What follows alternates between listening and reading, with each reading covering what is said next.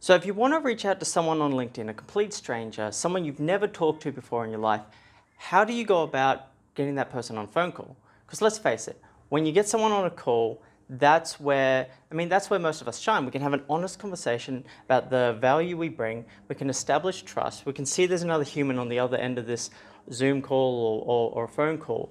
But how do we go about taking a complete stranger who doesn't know us and getting them on a call?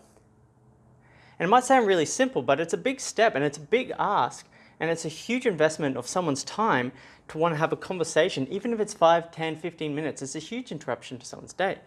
So how do you get someone on a call?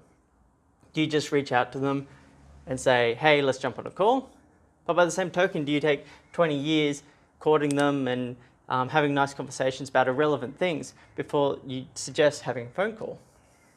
And the idea is essentially what's called the snowball effect, where it's all about taking a small idea, getting small bite-sized chunks of buy-in, which will eventually lead to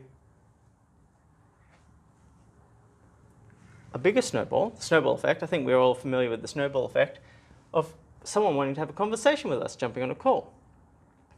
Now, if we reach out to connect with someone on LinkedIn and we say, hey, let's jump on a call, they're probably going to ignore us. But if we get buy-in to the idea of connecting with us based on an idea of the problem that we solve, then we have our first small chunk of buy-in. Then what we want to do is understand if the value we bring is something they need assistance with.